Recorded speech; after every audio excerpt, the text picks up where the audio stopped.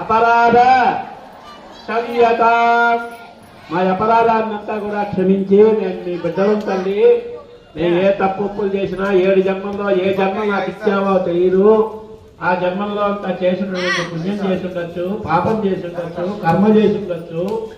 ఈ జన్మల్లో మాకు పుణ్యఫలం కలిగి ఉత్తమమైనటువంటి జన్మని మాకు ప్రసాదించావు. ఈ జన్మలో నేను చేసినటువంటి ఆ పాపాలను తొలగించి కర్మఫలాన్ని నివృత్తి చేసి మాకు అన్ని మంచి గుణాలుగా మంచిగా మాకు శరణ్యం అమ్మవారి పాదాలగిన శరణ్యం అందరికీ.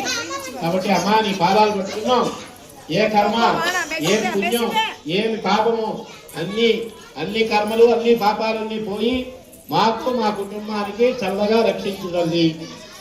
అందరూ చేయిలా పట్టుకోండి, దోషిని పట్టుకోండి. అందరూ కూడా చెప్పండి. స్వస్తి శ్రద్ధ వేద యశ ప్రజ్ఞ విద్య బుద్ధిం శ్రియం బలం ఆయుష్యం తేజ ఆరోగ్యం దేహి మే.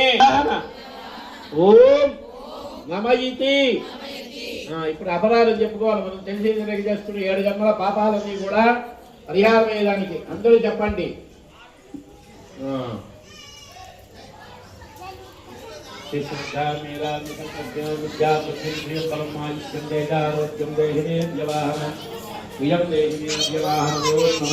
అందరూ చెప్పండి అమ్మా. అపరాధ సహస్రాణి క్రియతే అహర్నిశ